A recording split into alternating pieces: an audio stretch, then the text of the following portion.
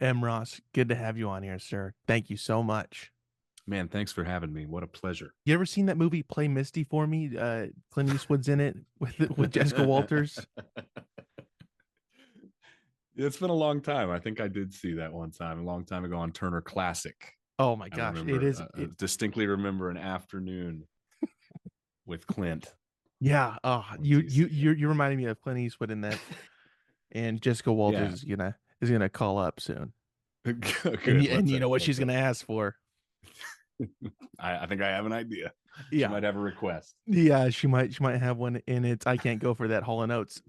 Now, anyways, you're looking very professional in your studio there. Oh, thank you. Yeah, this is my house. So this is where I record all my stuff down here in the basement. Nice. Yeah. There's a whole plethora of gear down here. It's grown a lot in the last few years.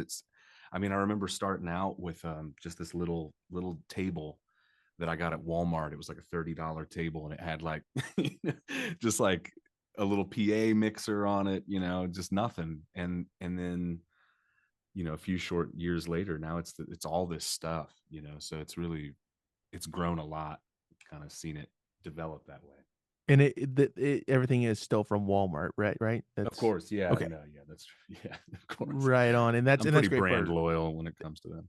and we appreciate it here, and because this podcast is sponsored by Walmart, so we are big fans of that kind of stuff around here. You guys are getting big. You guys are Yeah, getting you're almost getting too big. a little bit, a little bit. We're just trying to live better, and we do that through Walmart. But do you find it easier to convey certain emotions or thoughts through song rather than having a conversation, for instance?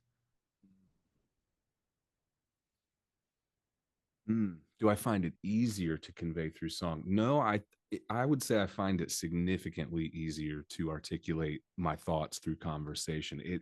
Trying to articulate anything through a song is very challenging. So I try, it's sometimes when I have this idea that I want to try to articulate something specific, I'll sit and turn that around over and over and never quite figure out a way to say it. But when I'm not necessarily trying to articulate something specific, then something specific comes out. Hmm.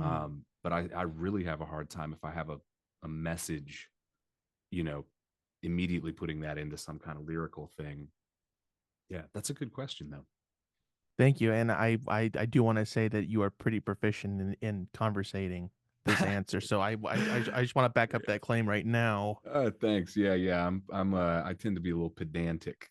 I've been told I'm a pedantic guy, which is a word I like to use. It's one of many words I like to use. Pedantic. See what I Pedantic. mean? That was a little pedantic how I just explained that. But yeah, it's I true. liked it nonetheless. Yeah, good. Well, when did you begin making music? When did this kind of journey begin for you? Oh, when I was really, really little, I remember that was kind of just all I wanted to do is write songs and sing songs.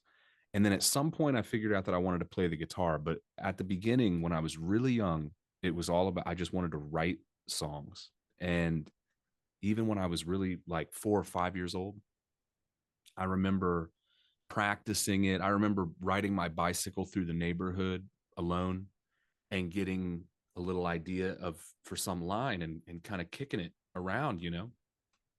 Um, and that just evolved into this mode of thinking about things. So then by the time I was 11 or 12 years old, these little ideas for songs were just in my head all the time. And so I started practicing recording when I was little with you remember the Talk Boy from Home Alone? Yeah, yeah. That's Yeah. Home Alone is kind of like my Play Misty for me, for you. That's let's just establish that I remember Okay, seeing it yeah. one time. Okay, got it. So Kevin McAllister's got this recording device called the Talk Boy. Hmm. But yeah, no, I had this Talk Boy, it was a little cassette recorder, and that was the first time I really started recording things. And so I figured out how to kind of put an idea down, and they were weird and kind of inspired by weird stuff I was hearing on the radio at the time, and I was young, a little, so I didn't really know what I was doing. But then eventually it just became the way that I thought about, you know the way that my mind kind of just generated these ideas, it just became really pervasive every day. And then by the time I was 13 or 14, it was like, okay, now I want to learn how to play the guitar. Now I'm singing, I'm trying to sing, figure out how to make my voice do things. And at that time, you know, when you're 13, it's like you want to sing. And when you're a boy in the Midwest, you know, there's all this like toxic masculine stuff going on all around you. And so like it's at that age when I was 12 or 13, I really wanted my voice to convey that I was like a real tough. I was older and I was tough, you know, and I was cool, you know, and so I had this kind of silly affect that I wanted to put on everything. Good And word, by those the way. Good word. affect, yeah. Yeah. Yeah, yeah, yet another one of those good lexical terms. So yeah, I Very, mean, very nice. Very nice. so yeah, you know, that's where it kind of happened, you know. So it just started when I was little and just became this thing that was just always happening in my head. Hmm. And this was in Ohio, correct? Yeah, yeah, I grew up in Ohio whole life, still in Ohio, Not leaving. never left. I mean, you know, I thought for a long time I wanted to. I think everybody wants to leave Ohio, but a lot of people make their way back because, you know, you get out there and you kind of realize like Ohio is, it just follows you. Whatever you thought Ohio meant when you left, really you realize is a state of mind that you kind of are carrying around with you. So you go to Portland and you do your thing in Portland for a while, and then you realize like whatever I thought I was getting away from is still around. So yeah, I don't really anymore. I don't really have much of a desire to get out of Ohio. Well, anymore, I kind of do have a desire to get out of more than just Ohio. But you know, if I'm here in the States, I'm just going to stay here. Okay. Um, do you feel like you would have the same affinity if you had moved there, like from Portland, for instance? In Portland, Maine, by the way, I want to make that clear distinction. Maine, not Oregon. Not yeah, yes, Make east that perfectly east clear. coast, yes. Um, um, yeah, I think I mean, I know people who have. I know people who have moved here from all over the world, and who like it here, you know, for one reason or another.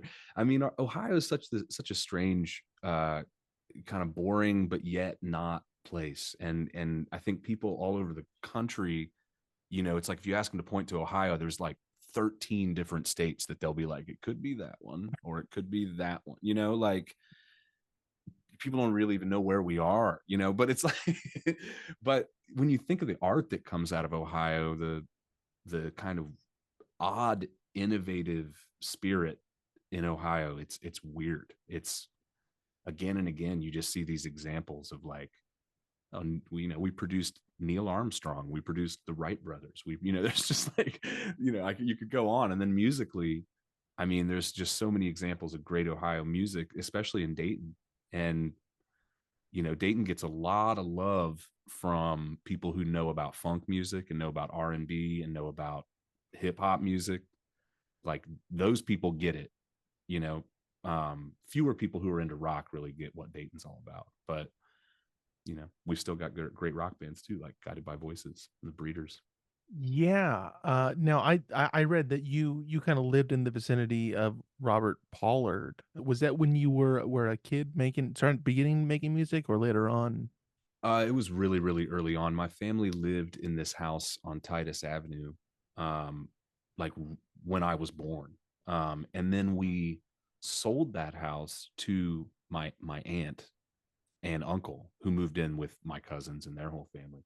And that's where we had all of our Christmas, not all, but we had many Christmases and Thanksgivings and birthday parties and New Year's. I mean, just like we were always on Titus my whole life, up until probably the age of, I don't know, 14 or 15. And Bob lived probably, I don't know, maybe six or seven houses up, something like that. And I remember one time playing some basketball in his backyard with my cousin, and that whole backyard just being littered with bottle caps. Like there were just so many beer bottle caps. And I remember being really young and being like, this is where the rock guy lives. this is like his backyard's got a basketball hoop in it, and it's just like there's beer everywhere. And I was like, well, that sounds great. I wanted to be like that, you know. So yeah, it was pretty influential on me at that time. Yeah. Now, did he encourage you to record music using the Tascam, or was that sort of something that you came across on your own? You know, when I came across the Tascam, I was probably 14 years old or something like that. And I didn't realize that all of the stuff that Bob had been doing that I thought was amazing was all cut on a Tascam. I just never, at that time, I didn't know anything about gear. And, so I had this little 414 or whatever that my buddy let me borrow. And I cut a bunch of songs on that. And I remember thinking that the quality that it produced, the kind of the sonic quality was vibey. And I remember feeling like it was like, oh man, it's kind of like instant. It was an instant vibe, and it wasn't until years later, I think, that I really kind of realized, oh, Bob was also using a little Tascam. But yeah, at that time, it just kind of was the thing to use. It was great technology. It still is. I've got one right here next to me right now From Walmart. from Walmart. Yeah, it's a Walmart signature series Yeah, and it's Tascam I mean, and it's 414. just the best one you can get. It's best one on the market. From what I'm told by the Walmart sponsors. This seems like a good time to take a break to talk about our sponsor, Walmart, uh, and their new line of Tascam recorders. Do you feel like you would get that sense of vibe that you had gotten when you were 14, back when you began recording on a Tascam? Do you feel like that vibe would still be present today if you were 14 and picked that up? Do you think that you would still be seeking that out? Hmm. Or do you think that you'd be using more modern approaches to home recording? Man, most likely I would be using modern approaches. I mean, I think that, there's it's just so easy now, which is amazing. That's why now, I mean, you just have this wellspring. I mean, and if ever we needed a quick, accessible, easy technology for young kids to make art with, it is right now. So, you know, we're really fortunate when we think about all this art that's going to be made by these young people. Now, I think if I were 14 today, oh my God, I'm so glad I'm not. I met this. Uh, it's funny you ask about this. So I'm flipping through Instagram and I come across this video of this young. She's like 13 or 14 years old. She's in the UK. She's in England, and she's just kind of this, this very normal looking kid. And she's singing this song, and it's got so much raw spirit in it, and I'm like kind of blown away by this song. It's like, man, this kid is like screaming into this mic, and she just looks like just this kind of like nerdy bookworm kid. And what's going on here? And I'm immediately like, hey, let's look at these comments. And I look through the comments expecting people to be like, this is amazing. Like who are you? And it's just she's getting eviscerated. She's getting eviscerated in the comments with people talking about her looks, talking about her vocal technique, which is like, well, who needs coaching lessons on their vocal technique at 14? So anyway, these people are ripping her apart in the comments. And it bummed me out, but that song just stayed in my head for days. I just kept repeating it over and over. And I saved the little clip. It was like a 10-second clip. And I kept going back and repeating it over and over, just listening to this little 10-second bit of this song. And then finally, I just loved it so much. I reached out to her and I said, like, do you want somebody to cut like an instrumental for this? Because she had just been kind of recording it where you could tell it was like with like a MIDI, like what you'd expect, like if you're 13, 14, like you're playing with a MIDI, what it would sound like, and she's got MIDI drums where she's kind of like doing her drums and stuff. And, really cool. So anyway, after a few weeks, I didn't hear anything back. I just figured, they wrote me off or whatever. Finally, her mom gets back in touch with me and she's like, hey, we would love that. You know, we would love it if you would record this. So we had like a meeting and her name is Ottilie Wallace. And we recorded that. I recorded her song Toy and she did all the vocals and stuff for it and sent it back. And I mixed it and produced it here.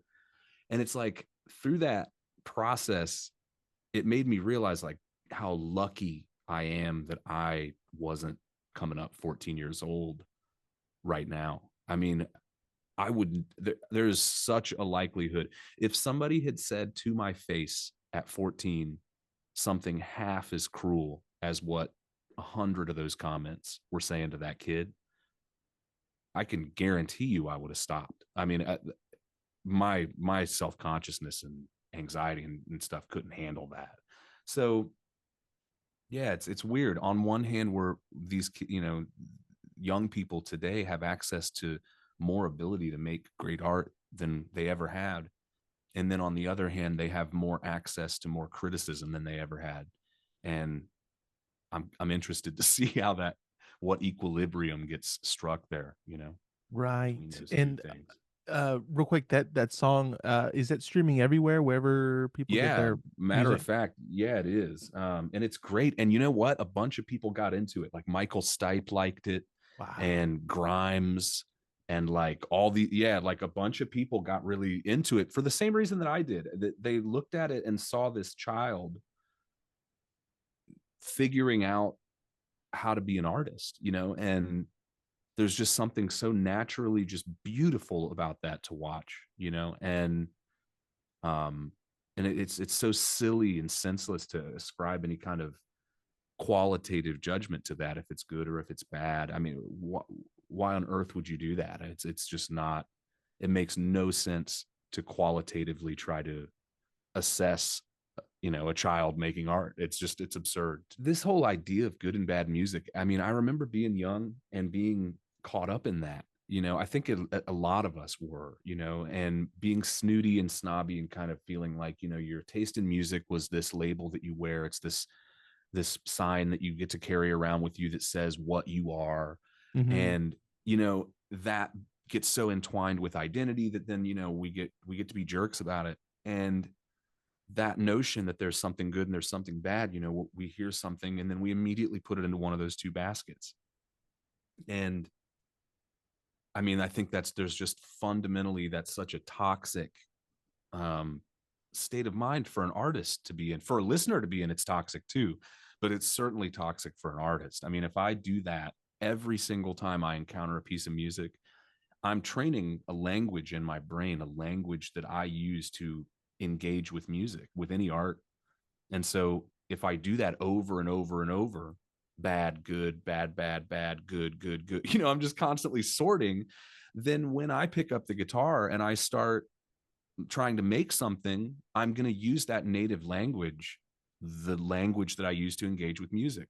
And I'm going to be doing the same thing with every note: good, bad, good, good, good, bad, bad, bad. And what is that? What now? What am I doing? All I'm doing is disconnecting myself from the process that I'm trying to get in touch with. You know. Mhm. Do you think it was with the advent of music being more readily available that people kinda dropped their guards in a sense Mm. with, "I only listen to folk music," or whatever it may be. Do you think that it's like, "Oh, I could listen to that, and I could also listen to something else completely different," or the opposite of what just the last song was? I kind of do. Yeah, I kind of do because I don't get the impression. I mean, people geek on whatever their genre they're going to geek on, and that's cool. But I don't get the impression that it's so necessary anymore as a part of one's identity. In the same way that fashion, I mean, think about like when I was growing up, when I was in high school or in middle school or something. I mean, if you weren't wearing a certain type of clothing, you were, you were made fun of. You were looked down upon. There was a lot of judgment when it came to the fashion you were wearing. And anymore, that's kind of Gen Z has kind of given the finger to that. I mean, that's why it's like we're wearing sweats, we're comfortable, we're not going out of our way to ascribe, meaning to something as silly as my outfit. And they're kind of doing that too, I feel like, with music. I think you're right. And I saw that happen in the late 90s and the early 2000s, when we were really, everybody was developing musical collections. Everybody wanted to have 9 hard drives with, 10,000 songs or whatever on them. And Minus Metallica. Metallica did not want that happening, but they did yes. not. Yes, they were Yeah. the only people. They were the only ones that didn't want that to happen. But yeah, so like I started to see that, where it's like people wanted diverse collections of music. Nobody wanted to have 10,000 songs and all of them were, it's like everybody kind of wanted to have a big diverse catalog of music. And so now that it's like basically a public utility, and it's on demand, yeah, I think that ultimately that is kind of one of the things that's happened. We don't cling to genre so much as part of who we are, maybe. Think maybe you're right. And and there is still bad music, and we're going to be discussing those like really bad artists that we can't stand in the Patreon. So please make sure you go and visit Yeah, us there. We got some real hot takes. at the $10 level, the takes get hotter. Takes get hotter. It's like, yes, you're paying more money to Walmart. However, it's like you're getting so much in return. It's yeah, The you're temperature of making the takes, I mean, exponent by orders of magnitude increases. can't even touch it realistically. And then we also have the cool off section as well for another $7. And yeah, so join us there. I feel like I need to start selling my ayahuasca retreat or something at some point after this. But Yeah, so you know what, and I'm glad that this is just naturally brought up. So you have a hemp farm, you're a hemp farmer, and let's get into I do have a little license card. I went to a dispensary one time out in I can't remember where it was. I think it was in Oakland. And at that time out there, in California, there was like dispensary. It was like there were some weird technicalities and stuff. Maybe there still is. I haven't been out there in a while, but they had to give me a little card that said that I bailed weed. They said you had to be like a certified baler. It was like, and when you pay this fee, you're basically paying a farmer to bale a certain number of bales of weed. It was absurd. So I mean, technically. we are trying to sell those bales. We got some fresh crop coming in. It's really good stuff. Have you kind of incorporated newer aspects within recording your own music from going from about 14 with the Tascam to now? Do you implement certain new technologies every now and then? Yeah, I mean, honestly, I mean, the technology now, everything is just so digital and so much more complicated. Really. But I mean, I'm really happy with the sound that I get out of the gear that I have. And I've gotten, I think, pretty good at using it and understanding fundamentals of music technology that are just kind of like critical pieces of this puzzle when you're trying to do something and have craftsmanship in what you're doing. And yeah, so I'm always kind of trying to incorporate something new or like build something new. I just got this massive console, which you can't see right now, but actually no one who's listening can see it either. But it's this massive thing in front of me. And when I compare, yeah, it's just wild to compare this to how it all started, just like sitting with that little tiny box. But there's And something even beautiful before about that, that. the talk box or Right. whatever. Yeah. Yeah. The Yeah, talk boy. Yeah. That's true. talk Yeah. boy. That was even more simple. Yeah. You're totally right. I mean, yeah, but that can create a lot of issues too when you have this kind of paralysis that comes with all this technology, and when you can sit and click some value on a compressor, or whatever, an equalizer, and you can just tweak the fine-tuned pieces of this to the point where, yeah, it's cliche, but where you'll realize, like, I've been listening to the same 7-second piece of audio like on loop 100 times. I don't even know. It's like, is it 100? Is it 200? Is it 40? I have, you just get into that loop and you're like, I've been tweaking one knob. Like, what am I doing? And that's just something that you just don't do with analog recording. And, it's just not possible to do. And in that way, it's a weirdly freeing thing. The more constraint you kind of put on what you're able to do, the more ingenuity you have to use to make it cool. And writing is the same way. I mean, if you put yourself into a box, like, so everybody wants to say, when you ask them like, oh, you write poetry or whatever, creative writing, well, what style of poetry do you like to write? And like 9 out of 10 people will be like, free verse, free verse, whatever. I just like to just say it. I don't use form, and that's whatever, you do you. But like, try seeing what happens when you like say every line has to have 9 syllables, and it, try putting yourself in the smaller and smaller box. Mhm. And what you realize is like, oh my God, like, look what I was able to do with 9 syllables, because I had to. And without that, you know, I don't know. I think you produce better quality work when you have a little bit of a framework around what you're doing. Yeah, there's more room in that box than you realize once it's Yeah. drawn. Yeah. Mm-hmm. Uh, does does the mode in which you're recording music, does that affect what you're bringing to the table, from just kind of an outside perspective in that way? Mm. You mean if I'm recording analog or if I'm recording digitally? Mhm. Yes, sir. Yeah, it does. Because again, when you realize you have limited space, you are really freed up in a lot of ways. The other thing that frees you up is knowing that whatever you get is kind of what you get. And so when I'm aware that I can do a take 700 times and never degrade the value, or the rather the quality of that, take, I'm not going to hurt my song if I do this take 700 times. Literally. You literally could, and so it's like, I mean, I think 700 is a high number, but if you Okay, knew how many 650, takes, go use some projects that have absurd stacks of attempts at different. final version. Right, Yeah, yeah, yeah. yeah. So many underscores at the end. I promise this is it. I promise Yeah, this final has to be mix, it. final last mix. Th Yeah, but th then you get serious. If it says last on it, that's like, last, yeah, this is my whoa, final mix. Yeah. and it's last time It'd be really for cool sure. is if when I die on my headstone it says like Perkins underscore final dot mp3 on my headstone.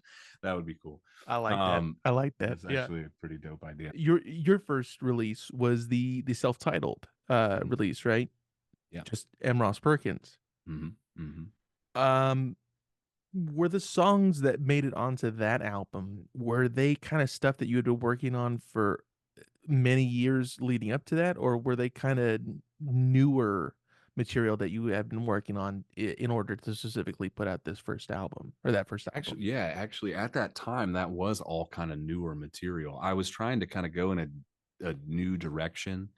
I had been prior to making that first record.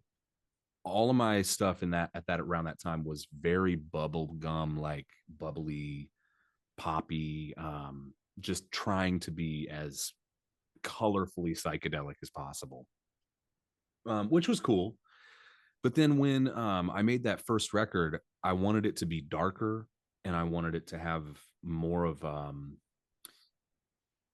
I wanted the production to sound unusual. I didn't, want it to sound polished at all, but I also didn't want it to sound like a conventional lo-fi recording. Like I didn't really want it to be all like, oh, here's a Tascam record. This sounds like cassette, you know. So I tried to find some like weird middle ground with the production, and I think it kind of works. Like the more I listen back to that years later, the more it's like, oh yeah, like actually there was an aesthetic there that I did manage to put together. All those songs at that time, um, yeah, it was a rough period of time. It was mentally weird, a lot of kind of personal catastrophes happening at the time, and yeah, I was really heartbroken, um, and So things were looking up.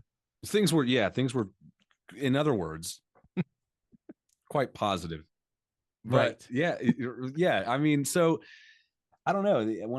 It's been a long time, I guess, since I've really dug into that record. But yeah, all those songs felt like really fresh when that came out. And yeah, I think that's what kind of got people interested in it. Mhm. Uh, both I'm kinda asking about both then and now. Mhm. How long do you work on songs before either bringing them to stage or into record? Has Usually a and has really that long time. has it became longer over time or kinda shorter or Um, hmm. circumstantially some longer, some shorter? I think actually it's gotten shorter because Oh, at one time it was insanely long. Like, a song wouldn't be, in my mind complete for years, and it was kind of debilitating almost. And I think it was also a thing too that I was doing as an act to kind of almost self-sabotage, but it it protected me from having to commit to anything, mhm. musically. It was like I could keep everything really close to the chest. Everything was always in progress. And that kind of whatever gave some relief to some anxiety. I don't know what, but Sure, I mean, there is now, yeah, some valve that was opened up through that, yeah. I mean, as negative as it is, Mhm, yeah. mhm. I think we all kinda do that with our stuff, where the scariest part of doing anything is the part when you do it, so it's like, it's I could spend all this time thinking about doing it and Mhm. feeling like that in itself was a form of doing it, and Sure. so, yeah, now it's like, I mean, I still might, like, the songs on the new record, I mean, I've been working those songs into what they are for 2 years at this point. And that's a pretty standard amount of time now, but in the past, it was even longer. I mean, it was like 5 years or something before I would be like, "Okay, now this song is ready to, come out or be on a record or whatever." Silly. Final version, Right, yeah, as we had yeah, said exactly. before. Yes, yes. Do you try to hash out one song, before working on another one, or do you like to have, like, kinda multiple pots going at the same time, like, a little bit of this one, a little bit of that one, and it just sort of works out that way? It used to be that I would work on one song at a time only, and I would only ever be doing one song. And that was another thing that I think kind of, really what it created inefficiency in the process, obviously. So now, to my right now, there's this big giant whiteboard. It's like probably 4 feet across or something. It's this massive thing. And so I'm constantly putting all of my stuff on this, and it's got this big grid on it. So I'm always working off of the grid. So at any time now, and this is something that started within the last, really since the E Pluribus Imros record came out, or since I made that, um, this process has been like kind of integral to how I do things. And I've got a list of songs, and I can see their individual components. So I've got on vertical axes. I've got like Ooh, drums, I bass, I'm sorry again, very nice, very good. The terminology, bringing it in, you know, love it. you know, you know. Um, I've got drums, bass, guitar, whatever, acoustic guitar, electric guitar, lead, 12-string guitar, keys, Leslie, percussion, vocals, what all of the different things that I may conceivably want to put on a song. And then yeah, as I kind of look at the arrangement of the song, I can color code which things I'm going to use and which I'm not. That also Mm, helps me too to like look at the whole sequence of an album and be like, it's really harmonica heavy, or whatever. It's very acoustic guitar heavy here. I can break that up. And so songs are written to be in the or they're arranged specifically to be in this specific sequence of songs. So in another sequence of songs, I might be like, I want to put a 12-string guitar on this song. But in this sequence, I don't, because there's 12 string on either side of it, for example, so it's sort of like working on this larger project, but then on the micro level, arranging things like that, and then also looking at it on this like macro level of what textures are present throughout this 40 minutes of music and where, you know. mhm. Is the idea to erase the board? is that what you're working towards? Is like to like get all that stuff off of it and then start with a blank sheet again, or is it to add more stuff to fill up the board? So yeah, ultimately the goal is to eventually erase the board, of course, Ah, to create a new, a new record.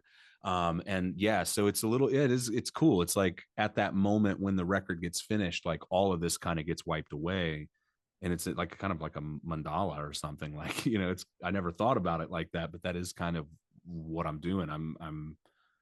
I do. I fill it up and then I just erase it.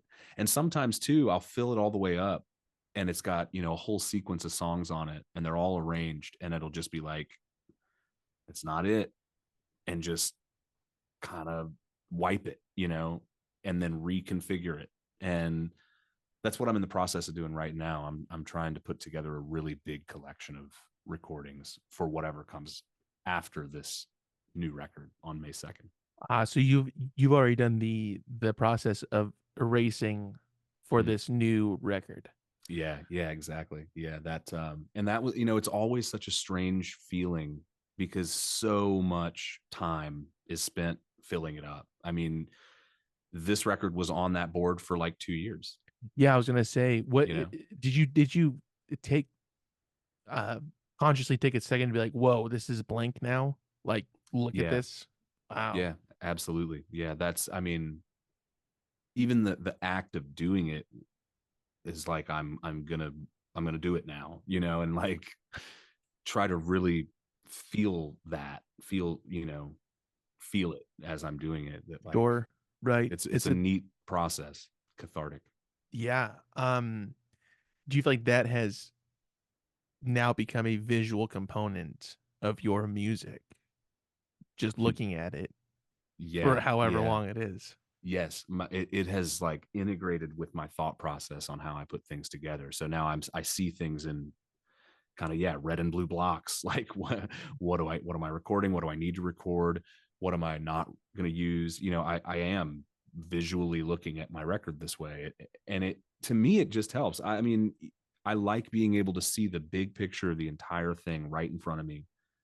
The whole thing is right there. And I can keys and stuff too. So like in one column, it's like the key of the song. So I can look at the sequence and be like, how do these keys melodically work together? And so what's cool is I'll look at that and then I'll get the piano or something and like play those keys, so it's like, okay, this is in the key of A, which then goes to D for the next song, then to E for the next song, then to whatever. And I'll play that sequence of chords and see like, is there anything evocative happening in that kind of interplay between these chords? And if so, that means it's like, okay, cool. When I feel like, ooh, I just went up, then the record's going to feel like, ooh, I just went up, so Yeah. it gives me the ability to kind of really tear the record apart like that as I'm doing it. And keep tabs of where you're at. Yep. Hmm. Again, visually Yeah. to a obviously in a audio centric Hmm. medium. That's fascinating. Wow. Going back to this the self-titled first album, do you feel like that was a turning point for you for your music of like now we're kind of moving or however it felt? Yeah, definitely. I mean, that was the moment when it was like, okay, I got my first deal.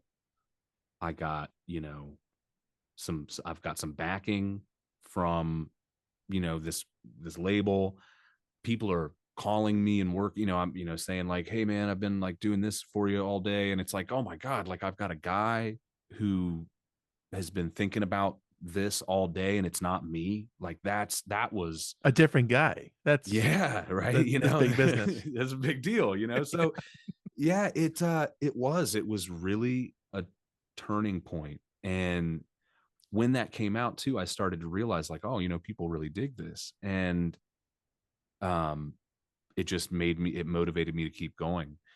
I think that like getting that deal, that's what I had been working up toward for years, from the time I was a teenager. Like that was the benchmark, was like getting a record label deal. And then when that happened, then the new benchmark became whatever, going on tour, whatever, like things that new benchmarks started happening. And like, um, at each moment, you then just kind of create a new, you know, the goalposts are constantly moving all the time, but and that's Is it cool. clear to where you're moving it to as soon as that benchmark is reached?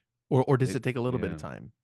Um, I think for me, it's always been really clear. I mean, I think like at each step, there's that new moment that'll so you're 12 and you're like, man, wouldn't it be crazy if I could play and sing at the same time? Like, man, one day I'm going to get to this point where I can play and sing at the same time. And then one day you do, and you blow your own mind. You're like, you're so impressed with yourself and you're like, I'm doing it. I'm doing it. I'm moving.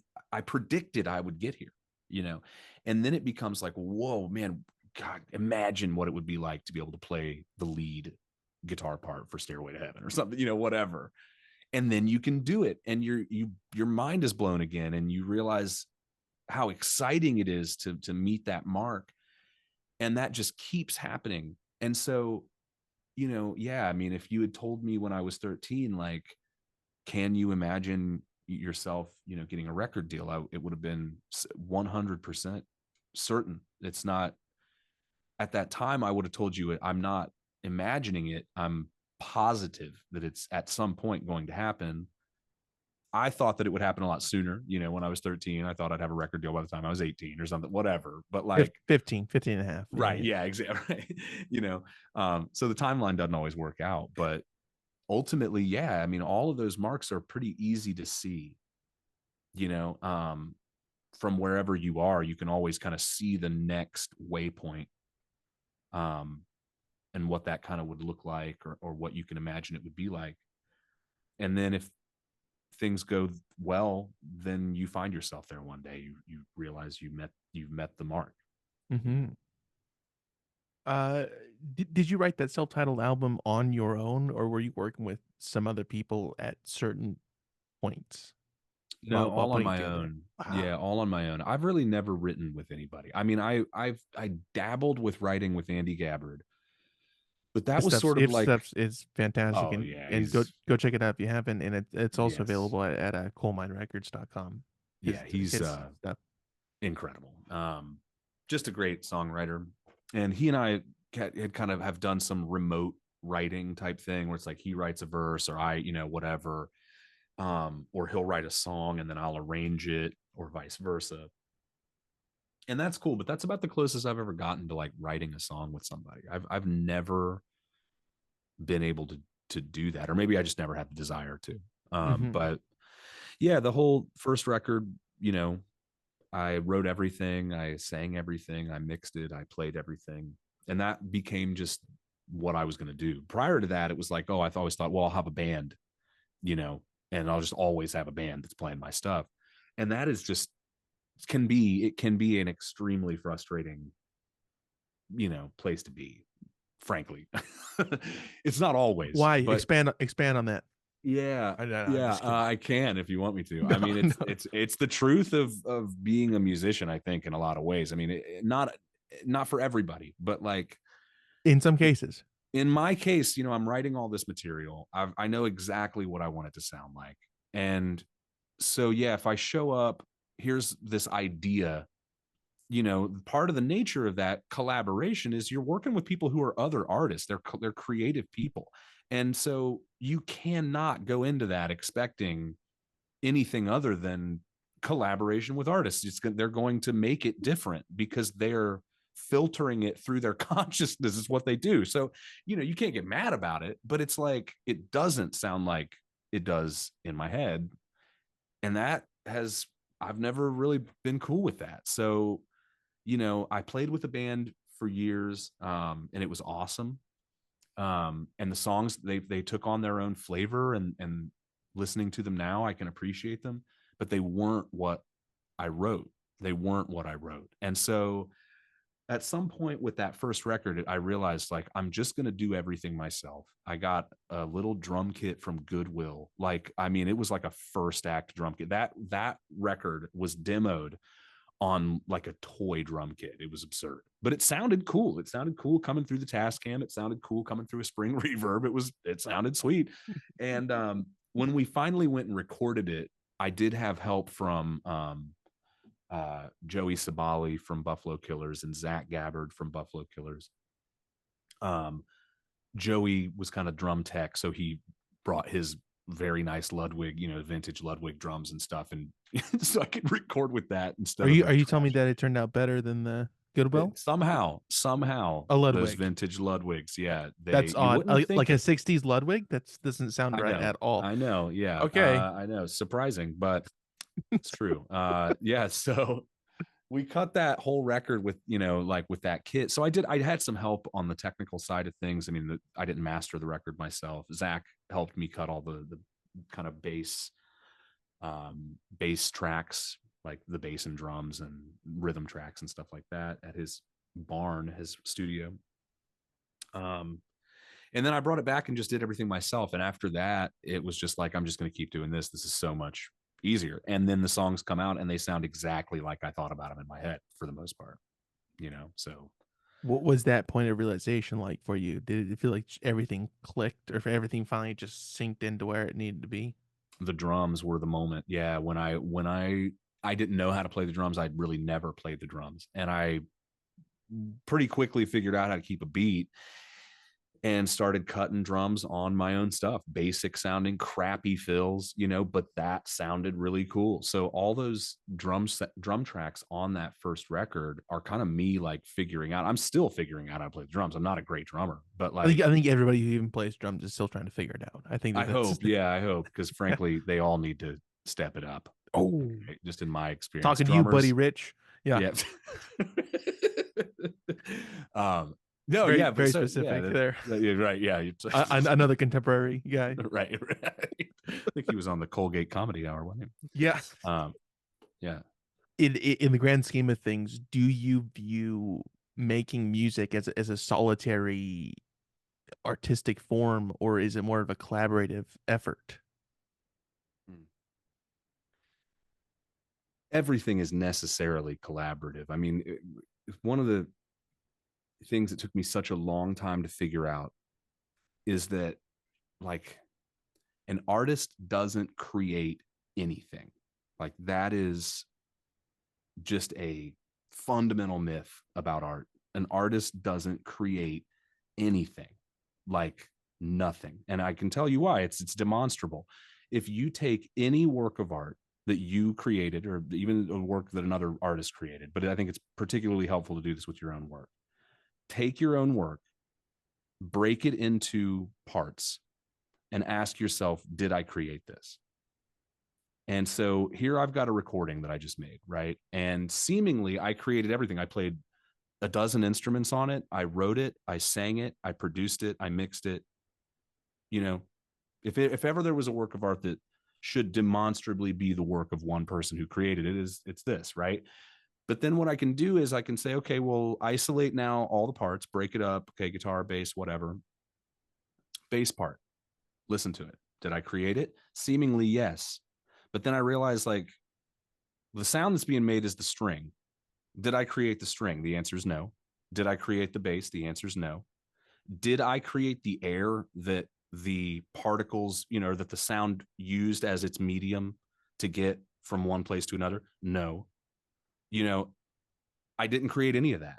Look at the words. I seemingly wrote this song, but if I take any of those words, did I create any of those words? The answer is no. Did I create the syllables that I used? No. you know, I'm everything I make is made of things I did not make. So at best, I assemble things that already exist. Right. And so, like, that to me that blew everything wide open when I realized that my job isn't to create anything. There's so much less stress involved with that. There's so much less expectation. I don't have to sit down and say, okay, well, I have to create something today out of thin air. I have to be God today and make something from which there, was nothing. And it's like, That's an absurd task. It's a ridiculous thing to think you're doing. So if you just realize you're assembling things, well, then that's way less scary, you know, and it also gives respect to the fact that every single thing that I make is made not only of all these individual elements, but of all these individual people. And that everything I do is necessarily collaborative, even in my case, when it would seem that there's one guy doing all this stuff. You know, all of that comes from the guy who wrapped the strings, you know, or the lady who built the Gibson guitar, or the person who, you know, influenced me with their record that I listened to when I was in third grade or something, whatever, all of these aspects. So, like anything else, you know, your work of art is dependent on that from which it originates. So, you know, when did it begin? When did my song start being created? It has a, it's impossible to determine a point of origin. So, you know, when you start kind of deconstructing what you're doing, it's so liberating. It's such a healthier way to view how you're approaching art. Are you also of the idea that if you play a song or a certain part of a song over and over and over again, it gets diluted every time? It's like, oh, it's getting watered down, it's getting watered down, that the original point of entry for that idea is its most pure? Yeah. For me, it is. Now, I think if I understand what you're asking though, because when I listen, when I play, when you say play, do you mean like play it or listen back to it? No, play it for the in the Oh, beginning, just oh, oh. developing the idea itself. Mm. Um, Just like like a little note or just like chord progression, even if it's mm, just like two chords, you go, "Oh, there's something there," and you play it again. Is it slowly becoming, "Oh, this is less and less," or mm. are you building to its, "Oh, I'm adding to it. It's getting stronger every time." Man, good question. Thank you. I think so, I think sometimes it goes either way. Sometimes I do feel like I've played a song to death until I listen to it one day. And this happens with the group, you know, because I have a backing band, we play live and stuff. And so this will happen with these songs. It's like we, you know, we rehearse every single week religiously, and we play these songs over and over and over again. And yeah, sometimes it'll dawn on me like, oh my God, like we're 9 months deep playing this song, and listen to what it sounds like now compared to what the original kind of intent was of the, you know, the arrangement. And so yeah, things do kind of, they change, right? But I mean, you have to expect that they will. That's what's so kind of existentially weird about recordings, is that they seemingly don't change. And yet there's something fresh every time you listen to a recording. When you listen to a recording, this is crazy to really think about, but like if you put on Love Me Do, you know, right now through these speakers in front of me, those speakers are going to vibrate and propagate air to reproduce Love Me Do exactly the same way it's been reproduced 9 trillion times, but through these fresh particles of air that are sitting in this space right now. And that, it's really hard for me to wrap my head around what that means for the medium. Like what, you know what I mean? Yeah, Is it, is it adding something new yeah, to it? Yeah. yeah. Is it I can new? certainly see Is it that, not new? Is it reproduced fresh every time it's played? which is Is also a every weird. iteration right? Like, is this a Yeah. new iteration of Love Me Do because Love Me Do's never bounced through these particles filling this space before? Maybe that's what that I've means. never ever thought about that, but that's a really It's interesting wild. idea. Yeah. What's that mean, you know? And I don't really know yet, I'm but it's cool to investigate that about your art. gonna do some mushrooms and think that over. Oh, Now, I did before I got on let the me tell call with you, you. it's a wild ride. Um, uh, so you you put up the self-titled, and then there was as you had mentioned before, the next full release was the E Pluribus M Ross, correct? Yeah, that's it. In between there was the What Did You Do for Summer Break, correct? Yeah, yeah, a little Okay. EP. There's a little digital EP that came out that never was physically produced, and I don't even think it's available on every streaming platform. I think people have told me they can't get it on certain platforms, which is weird. I don't know why, but So I mean, you are just creating a limited run on these. So we'll just say, I mean, if you can hear it, we suggest you hear it now before maybe it's gone, and then we had to wait for another record store day for it to be released or something. yeah. So the yeah, matter of fact, like we're about to. It's crazy. The first record's about to be out of print, which is wild. Like we're about to be out of inventory on that, which I just never, it's like it's again a problem that it's just like, wow, I don't out of print. Now what the hell do I do? How That's a do I good sell this to it's a people? good problem though.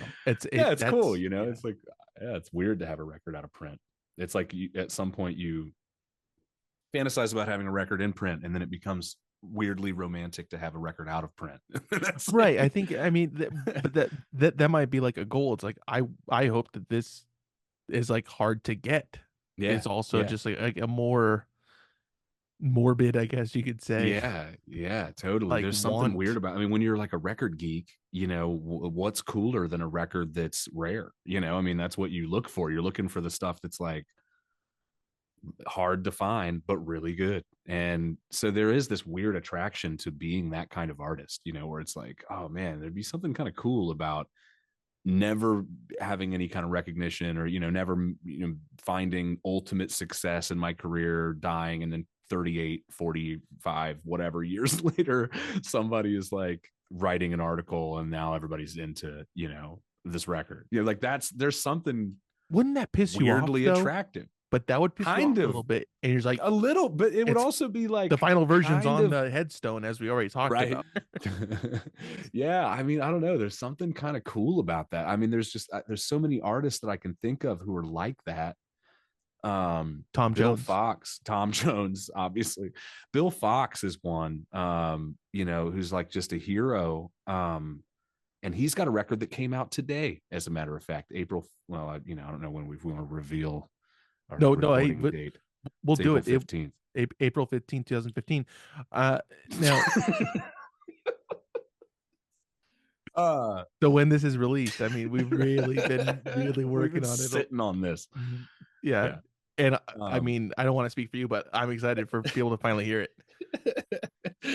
No, uh April 15th. Yeah. yeah, Bill Fox came out with a new record today, and he's one of those guys in Ohio, dude, who is like, he's the epitome of that. He's somebody who, he's like our Van Gogh of music in Ohio. People don't get it. People don't know that he's there, but at some point, they got to figure it out, because we've just, and there's something so cool about that, when your heroes are people like, who kind of missed their chance or something. It does weirdly make you want to, in some kind of masochistic way, to like suffer through that.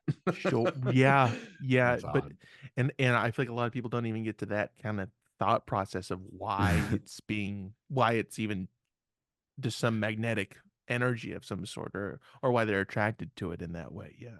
Yeah, yeah. We're getting pretty dark on this one. I like it. um yeah, so you going back to these, you released two EPs, right? Or one um EP, two full lengths, I've got right? right now two full lengths that are out, the Mhm, third one coming, and mhm. then an EP. And then we did well, there's some singles and stuff on there too. What else did I, there's got to be something. Oh, Cool Santa. How could I forget about my Christmas song, Cool Santa? No, I don't know Available about that. now Where's yeah. wherever you stream music. Ooh, hey, very Yeah. nice. Is it a different feeling releasing an EP as opposed to an LP or a single in an EP? Do each of these releases have their own kind of feel to them?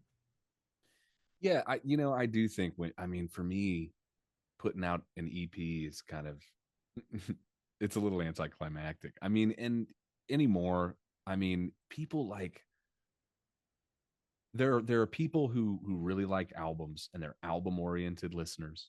And then there's this massive percentage of the music consuming population who really don't care about albums so much anymore. It's all about playlists. I mean, you put a playlist together for the summer, you put a playlist together for your road trip, whatever, your workout, and you get to kind of curate albums. I mean, these, basically what people are doing is they're arranging albums. They're trying to curate vibes for their life. And so it's like that's kind of changing things a little bit. I mean, in some ways it's a little bit maybe antiquated to be thinking so album oriented when it comes to putting an album together, but yeah, I don't know. It's maybe something that'll come back around at some point, but I don't know. I mean, I kind of admire that that's how Gen Z is kind of approaching their music, in some ways. Not to say that they're not digging albums, I mean, Kendrick releases a new record or something, people are eating it up, and it's an event. Like when somebody drops a record, when Taylor drops a record, it's an event, And and you so that's and cool. you two are close, and you guys are working on something. And I mean, I think There's a that's it. reason that I said Taylor and not, I don't even have to say her last name, because we're just kind of, that's just where we're at in our relationship. Yeah. I think Uh, that we're legally bordering on like it on the NDA borders right there. So I'm yeah, not supposed to talk about it. No, can I yeah. tell you something though? Recently, I discovered, like Taylor Swift has never. It's just I never had any beef with her or anything like that. I know a lot of like white dudes in their late 30s or whatever love to knock Taylor Swift. Um, but man, been listening to that Folklore record. I don't know if you've ever gotten into this. Mm-mm. Fantastic. It's fantastic. It's it is fantastic. And honestly, man, like, when I'm like doom scrolling during that Eras tour, there's like it was like medicine every time a new reel showed up with like a gaggle of 12-year-old girls like hysterically crying, singing the lyrics to these songs at a concert.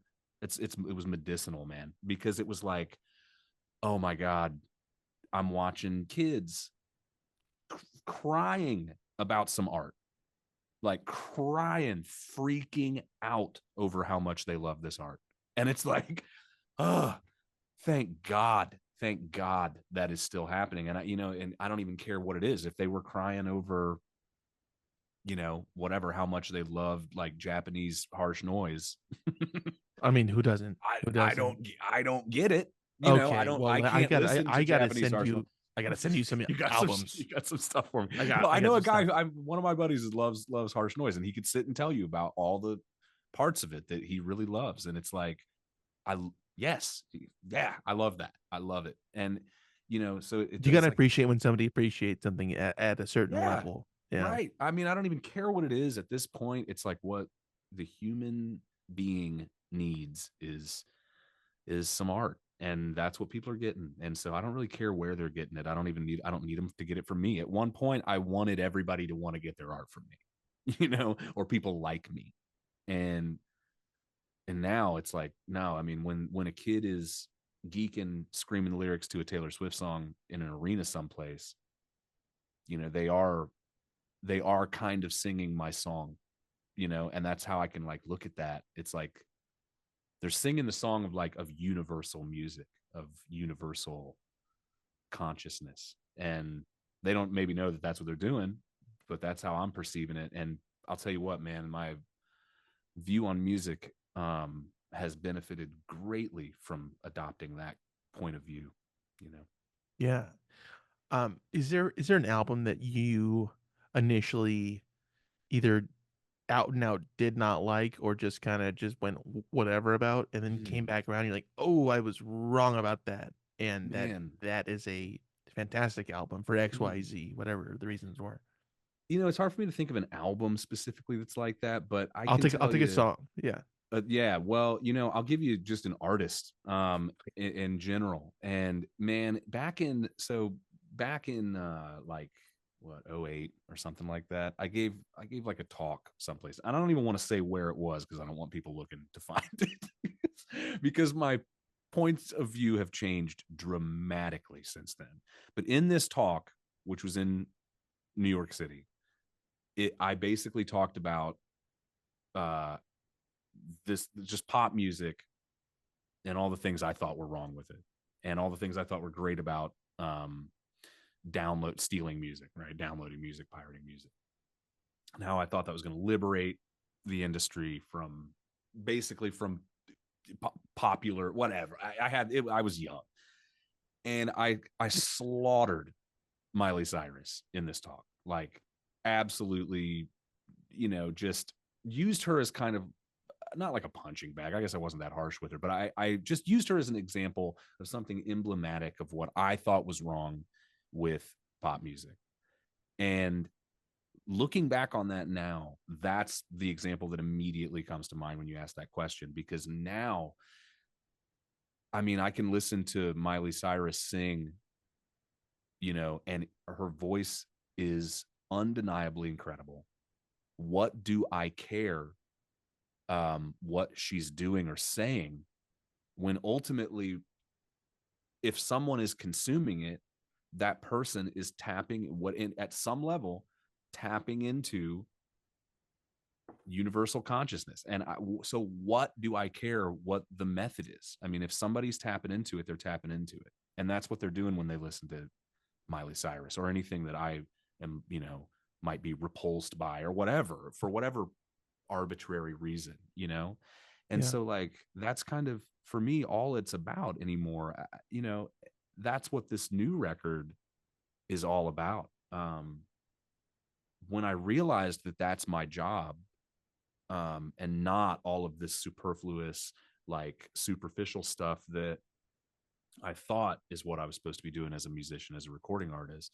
When I realized that my job is just basically to connect somebody to some truth, or to some reality, you know, on this natural level. When I realized that was my gig, then it was like, oh, well, there's nothing that separates me from Lady Gaga or Drake or Woody Guthrie or Beethoven. There's That's I all really appreciate you going illusory. going going pretty back As there far because back as I can get. Yeah, I mean, yeah, there was no music Greg- before Beethoven, so it's hard Gregorian for me to go. chant, Gregorian chant. What about that? What about maybe a little bit, maybe like some artists of the Gregorian chant, which is what I've been into. That's what I've been. Right, So right. so putting on your new album was a real shift, real tonal shift for me. Just being kind of Yes. yeah, I've just been studying There's with the monks no and stuff. chant. Yeah, no chant on this record. A little bit of Gregorian though, at least calendar Gregorian wise. influence. Yeah, the calendars. Yes. Yeah, so this your new album, What's the Matter, Amros, is out May 2nd. At this point, how do you feel about that album that it's not quite out yet? How does this kind of being pretty close to the release date, but not quite being there feel like? Um, Similar sensation to when the last record, E Pluribus Imros, came out, which was in what, 22 or something, 2021. I can't even remember. Um, a couple years ago. Um, at that time, I had a little bit of weird kind of anxiety about the record coming out. It always kind of happens in the month leading up to a release. I feel like, and just I don't know why, but stuff starts getting weird in my brain, and so yeah, it's weird. Like, I feel really great about it, and it's the fun time. I mean, this is like the fun stuff when you get to stuff like this. I get to do a podcast interview and I get to talk about the record, and people ask me questions about how I feel about stuff. Like, this is the fun stuff. And so, like, The um board is erased. This is yeah, the time. exactly. Yeah. Now it's like time to, like, just see how people feel about it, and watch reviews come in and that kind of stuff. That's fun. But right now it's yeah, I mean, to be totally honest, it's a little weird. It's weird to have something that I feel like I want to celebrate at this moment in history. It's weird to make a work of art and put it out and be using my social media to, hey, everybody, listen to this record. Hey, everybody, buy my record. Hey, come to my release show. Hey, I've got dates. Here's a video of me. You know, it's all this, in side by side with what I know the reality is of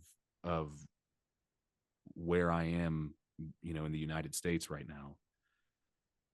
It's a weird feeling. I mean, that's my honest answer. It's a strange feeling to put something out right now that isn't like a Rage Against the Machine record. Mhm. And I feel like, with E Pluribus Imros, I really was trying to like kind of play with the socio-political stuff. Um, and on this record, it was like I didn't want to be as overt because I wanted to talk about a bigger picture. And it kind of represents this, you know, trajectory over the last few years of what's kind of happened with my own personal, you know, struggle, like we all have to cope with what's in front of us. And so I realized, I think, over the last few years, particularly in the last 4 or 5 years, um, some things that I wanted to share with people who listen to my music, um, that are maybe a little bit more big picture about how we're all identifying who we are, how we all identify with ourselves. So looking inward, I guess, rather than looking outward, that's kind of the mission with this one. With E Pluribus, it was like I really wanted to look outward. I wanted a lot of social commentary. I wanted it to be very clear that I was going to acknowledge this stuff in my writing. And now it's like, okay, now what I want to impart is some of these concepts that I just think I hope will help someone listening to it. And that became the thing. So making a record for one person. So this was like the whole thing with this. At every step, when I was recording instruments, when I was writing the songs, when I was recording vocals, mixing, all of it, throughout the whole process, I tried to constantly go back to this reminder of this idea of making the record for one individual and making it as if I'm literally making an album as a gift to a person, and no one else is going to hear it, but it's like, hey, happy birthday, I made you a record. That is how I tried to really come at this. And Huh. so, making this music as an act of service to others was kind of what I wanted to really explore with it. And I think it worked really well. So I'm excited for that. So knowing that people are going to be able to hear it, and that if that maybe the one person I wrote it for will get out of it what I intended them to get out of it, that's really exciting. So I'm looking forward to release day for that. Oh, that's very cool, man. Um, I don't want to be so high and I feel dumb Mhm. are the singles from this. Yeah. Did those become apparent that like, oh, that's gonna set the tone for this album as soon as they were done? Or was that in upon further inspection, those are the two that are gonna really set the Mhm. pace for this? It was upon further inspection, but looking back, they really do nicely kind of paint a picture of what's going on the record. And then we've got another single that's coming out. Ooh, Um, so before the album release, I don't remember the exact date. I don't want to give a bad date, but it's the week before the album release. okay. We're putting out one more single, and that one, I think actually that's the lead single for the record. So Uh, yeah, that song is called Spiritual Kick, and it's really a nice representation of what's going on in the record. So I'm excited for people to hear that, because that's really the vibe of the album, is kind of really nailed in that song.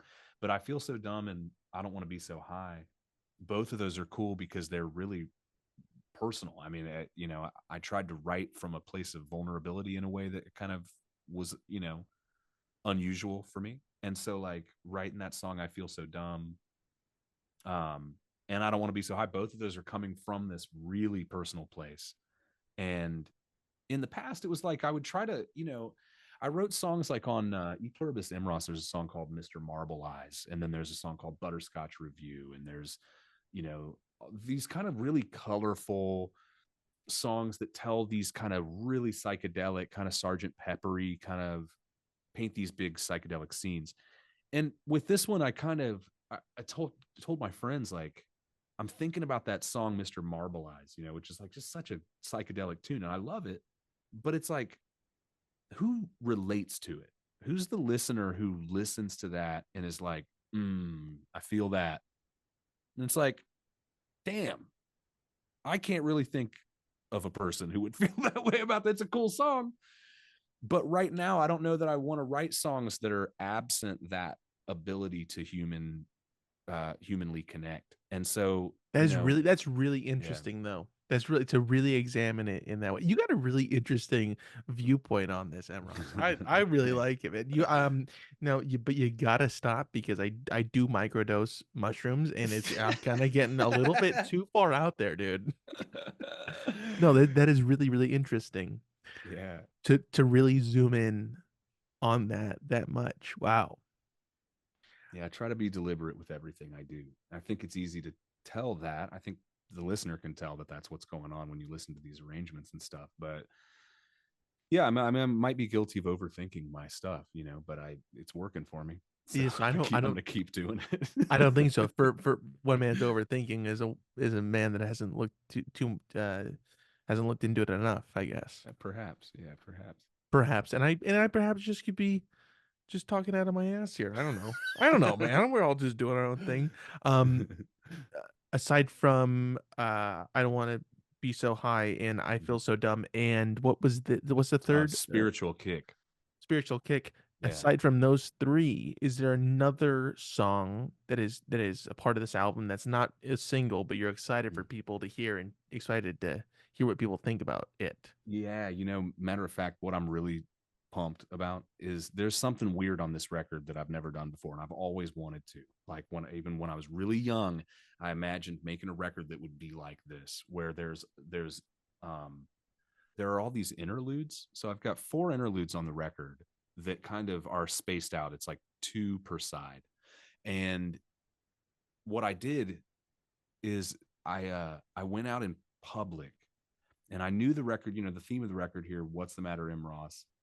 And I knew I wanted to create these connecting pieces that would sort of like synthesize songs together, but also like articulate what the thematic point or purpose of the record was.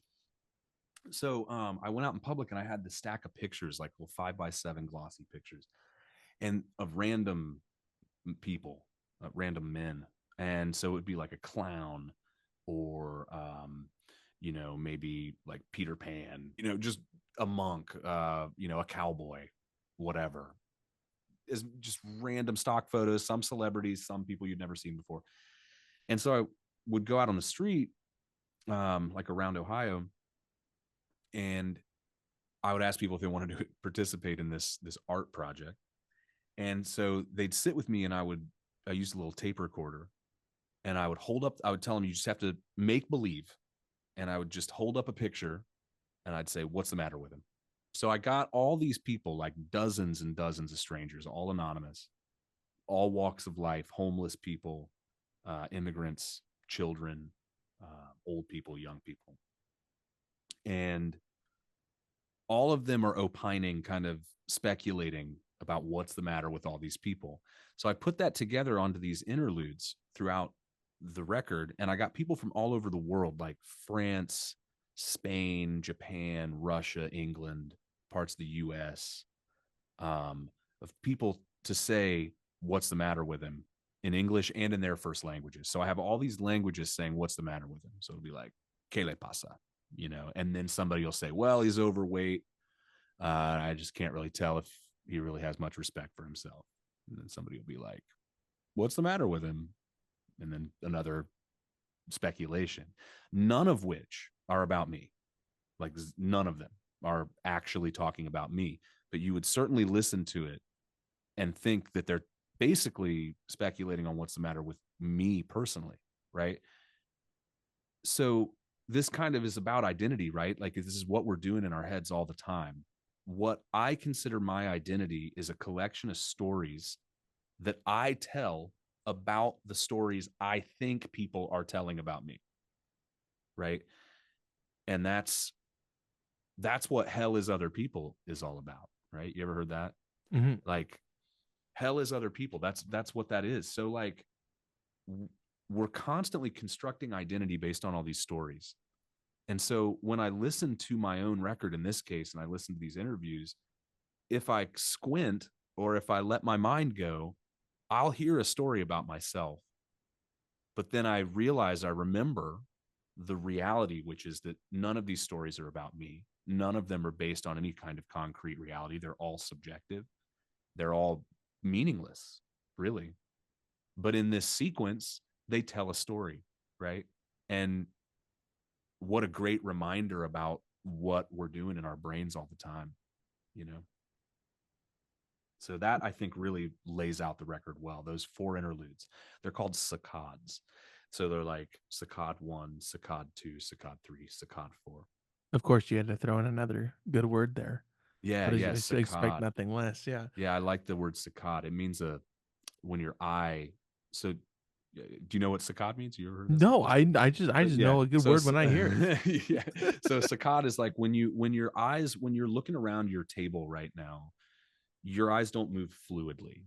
They jump from one thing to the next. Even when they seem like they're moving very fluidly, they actually just bang, bang, bang, bang. So saccades are the quick, rapid movements from stationary eye position from here to there to here to there to here to there that we're always doing all the time.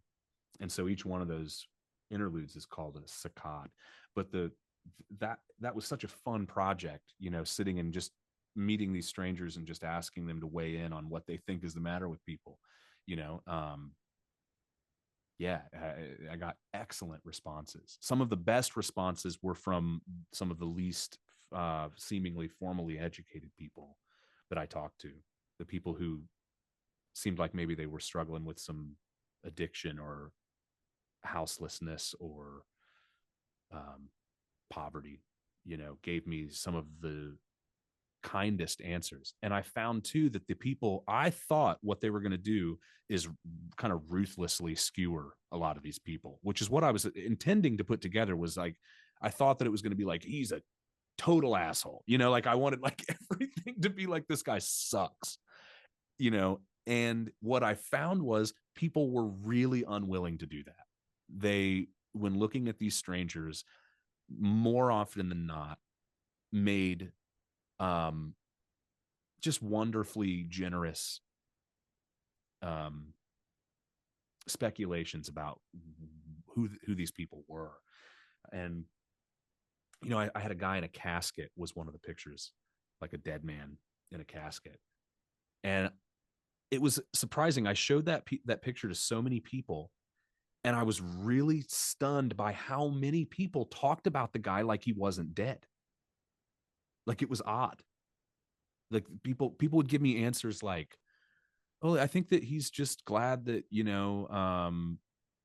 people aren't really talking about him and, whatever anymore, and he can just kind of be who he wants to be." Like, these are like not what you would expect.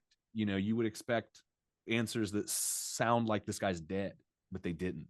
So like, it was this weird kind of social experiment meets public art thing. It was fascinating to do, and it sounds really, really cool on the record. It's my favorite part of the album. Oh, awesome. Um, M. Ross, I really appreciate you coming on here, sir. Thank you Thank you very, so very much. much. Yeah, great Um, questions. I terrific answers. I got to say, I've done a lot of podcast interviews, and I would say, out of all of them, this is it's in the top 12. So, I mean, I you're appreciate doing that. pretty good. You're I doing pretty good. thank you very much, sir. But before I let you go, we got to do some promo here. You got a lot of stuff to coming up, so Yeah, we gotta that's true. talk about it here. Um, What's the Matter, M. Ross is out May 2nd via Coal Mine Records, and when this is released, people can pre-order it now, and that's through coalminerecords.com. Both the singles that we were just discussing are streaming everywhere, and that third one will be also streaming everywhere when that is inevitably released. Yeah, I think I want to say it's the 27th of April, but I Okay, could be cool. wrong. Something like that. Well, That just I week. mean, everyone should just keep an eye out, Yeah. and when it comes, and be sure to stream it. Yeah. And That we've one got a bunch of specifically. dates coming up too. So like, we're doing a bunch of dates throughout the summer here in Ohio. Yeah, and hopefully getting, into the tri-state, as you will, uh, maybe, hopefully. But I kind of Yeah, just like staying in Ohio because it's cool. I don't believe you, but okay. No, I've heard great things. But yeah, all those singles are streaming, and the other releases are also streaming. Previous albums that we've talked about, and these can all be purchased through the Bandcamp, your Bandcamp specifically, which is mrossperkins.bandcamp.com. That's the best place to go support. And everyone can stay up to date with the shows that we had just alluded to through your website Yeah, that's right. mrossperkins.com Hmm. or through Instagram at mrossperkins. And there is a record release show, correct? Hmm. Yeah, yeah. And when is that? That is going to be on May 2nd, May and 2nd. it's at an old, like 19th century church that's turned into a rehearsal stage that, like, some pretty major people come through Dayton and kind of secretly stay at this place. So I don't want to like name drop a bunch of people, but like some like ridiculous legends rehearse on this stage, Okay, which is Dom really DeLuise. weird. We'll just Okay. say it might rhyme with Pompey Louise. I'm not want to be specific, Yeah, but I don't think that's giving away too much. Dom DeLuise took me by surprise. That's a well done, well done. Trying to just I love a good Dom drop. yeah, oh yeah, and they're few and far between. I don't get to do it very often. So and this is in Oh, what in Dayton. city? In Yeah, this Dayton. is in Okay. Dayton, in the hometown. Yeah, it's cool. It's going to be like a little small, limited ticket event. Like last time we did a release show for E Pluribus Imros, it was turnout was amazing. But we wanted to try to do something small this time to like just have a tiny little crowd. So we're doing a couple little shows like that, like 100 capacity, weird, spaces, unconventional spaces, which That's is cool. cool. Yeah, me and my Yeah. band. Right on. And you you will be posting about that at M. Ross Oh yeah. Perkins on Instagram. That's the best place to stay up to date with all these little shows and plus the little run Yeah. that's happening afterwards. That's right. Yeah, yeah. Hit me up on Instagram for sure if Right you insist. on. Yeah, do it. Just to talk about dumb. Um, Once again, What's the Matter, M. Ross, is out May 2nd via Coal Mine Records. M. Ross, thank you so much, sir. I'm gonna stop recording this and I'll talk to you in a minute, okay? All right. Thanks for having me. All right.